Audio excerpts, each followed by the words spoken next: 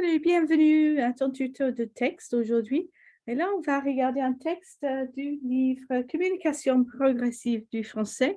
Et celle-là, c'est niveau avancé, niveau avancé. So this is an advanced one. So just take what you want from it. Doesn't mean that just because it's advanced that you can't get something if you're earlier on in your journey. It doesn't matter. You'll be able to recognize words.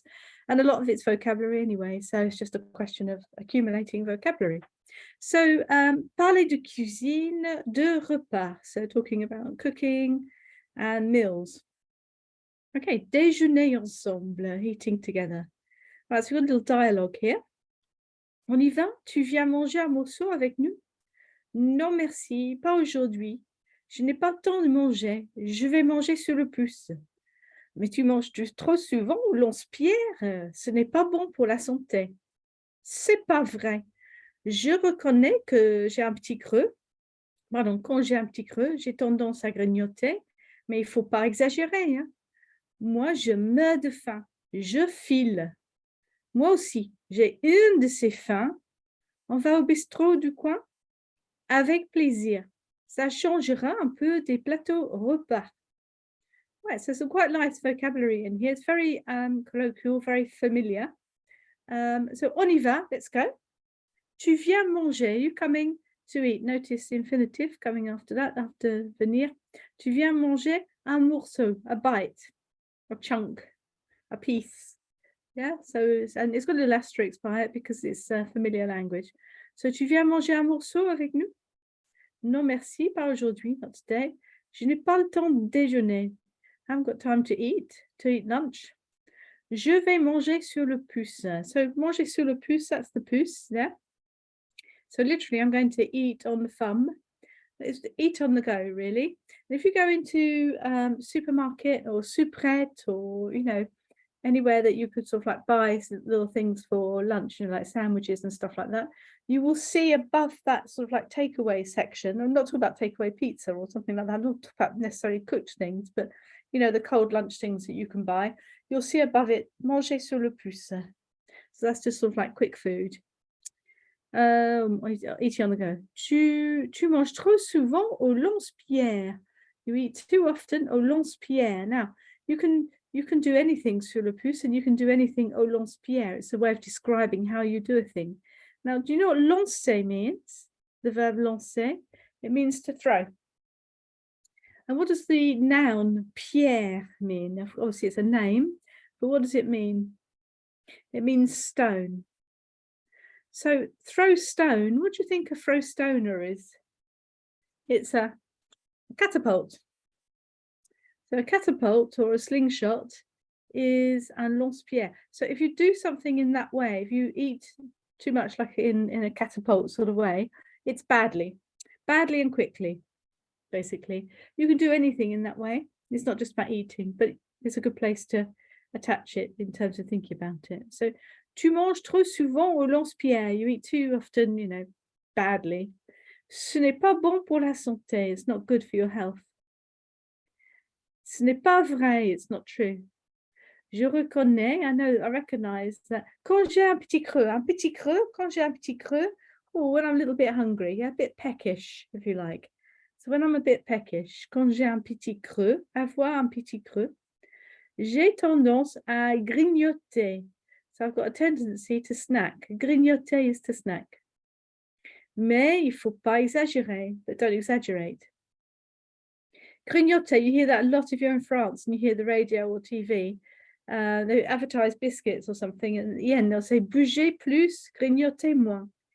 So move more, snack less. They'll say after advertising something to you.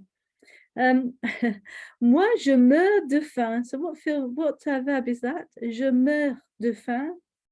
It's mourir. So I'm dying of hunger. So I'm starving. Je meurs de faim. Je file. Je file. Now, je file comes from ER verb filer, and it means I'm off. Yeah, so filer is to be off. I'm out of here. Moi aussi, j'ai eu de ces faims. J'ai une de ces faims. That comes with this body language. J'ai une de ces faims. And literally, I've got one of those hungers. But what it's doing is it's giving real emphasis, and it's always un if the thing is un or une, and it's always de ces, and then it's always plural. Okay, so that's the formula. So avoir un ou une, de ces, and then whatever the thing is. Okay. So this one is, I'm so hungry. You've got kind of hunger. This is giving emphasis. It's giving emphasis to an idea. If I just seen a friend and they've got a really nice apartment and I'd want to tell someone how nice the apartment is, I could say, Elle a un de ses appartements. Elle a un de ses appartements. And you're going like that, which is a-okay, isn't it? Really? Yes, a-okay. Yeah. If you just had a really lovely meal, oh, je viens de manger un de ses repas. Yeah, so it's normally a positive thing. And remember, you've got to make it masculine or feminine depending what the thing is you're talking about. On va au bistrot du coin. Now, coin, if it was au coin, it would be on the corner. Yes, au coin. But this is du coin, which is from the neighborhood. Or quartier is another way of saying it. So you're going to go to the little bistrot du coin. Avec plaisir. Ça changera un peu des plateaux repas. Yeah, well, with pleasure. That would change a little bit from the sort of like boring tray-like meals. Excuse me. So lots of nice ways of saying things a little bit more interestingly around food there. So just as you're going into a restaurant, you could say, if you're going to go to a nice restaurant, oh, aujourd'hui, on va pas manger sur le puce. Or if you're taking a picnic out with you, you're going to be out and about, then you say, on va manger sur le puce. Voilà. Or you could just say, when you're looking at the menu, excuse me, you could say when you look at the menu, oh, j'ai un petit creux. So I'm going to have, a massive meal, something like that. Or you can say, oh, j'ai une de ces faim. You can express your hunger this way. Okay, prendre l'apéritif. L'apéritif, you know what that is? So, excuse me. So l'apéritif, normally it's sort of like early evening. Can happen at other times of the day, but normally it's early evening. It's before a meal anyway, so it could happen before a meal at lunchtime as well. And it's sort of like drinks like pastis, jet fancette, kir royale, things like that, little drinks. The idea is it's a sort of like to open up your appetite, really, and usually comes with little tiny little snacks, little nibbles and things. But sometimes l'apéritif goes on forever, and then it's just a drinking session basically. So so then you've got to decide which kind of aperitif it is. Is it the sort of like sophisticated, nice one, which is, or is it one that goes a bit further? So let's have a look at this dialogue and see which one this one is. So, c'est l'heure de l'apéritif. On boit un coup? Je crève de soif. Avec grand plaisir. Je suis toujours d'accord pour prendre un verre. Moi, je vais faire attention, parce qu'après 2 verres, je suis déjà pompette. T'as raison. L'autre jour, j'ai fait quelques excès et j'étais complètement bourrée. J'ai eu une de ces gueules de bois le lendemain. Ça m'apprendra à picoler, hein? Voilà ce que c'est de faire un dîner un peu trop arrosé, hein? Bon, on débouche le champagne? All right, so these are bon vivants. I think we can call these people bon vivants. So c'est l'heure de l'apéritif. It's time. It's time for aperitif. It's also shortened, isn't it, to l'apéro. On boit un coup. Should we have a drink? Yeah, so on boit un coup. Je crève de soif is usually associated with thirst. Je crève is, I'm dying again. It's a bit like je meurs de faim, je crève de soif. So I'm dying of thirst. Avec grand plaisir, great pleasure. Je suis toujours d'accord. I'm always up for prendre un verre, for having a glass. So boire un coup, prendre un verre, both of those are sort of like, well, yeah, I mean, it could be indoors, it could be around at someone's house.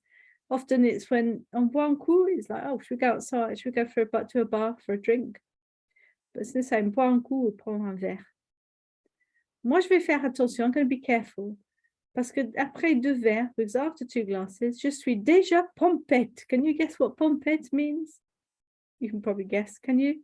So this person says, yeah, I'm going to be careful because already after 2 glasses, In fact, not already. After 2 glasses, I'm already pompette. Can you guess what pompette is? Yeah, it's a bit tipsy. Tipsy. T'as raison, you're right.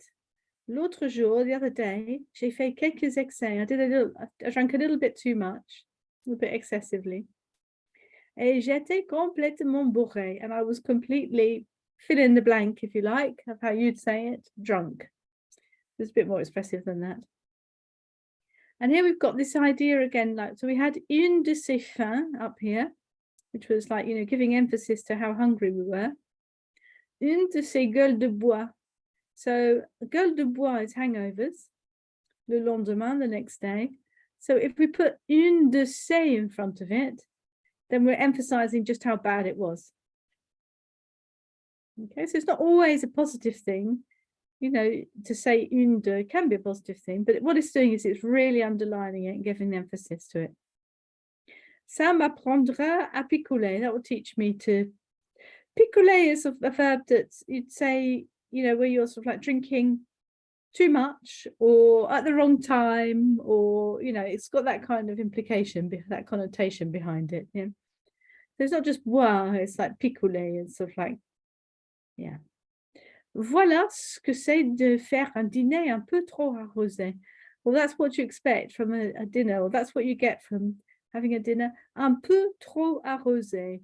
Un peu trop arrosé is one where the wine has been flowing. But if it's trop arrosé, then it's had too much wine. But if you just say un dîner un peu arrosé, it just means that there was lots of wine with it. Or maybe a digestif and apéro as well. So they just had this great conversation about this, and then this person says, Bon, on débouche le champagne? So, should we open the wine? And notice that the uncork, that is, because a cork is un bouchon.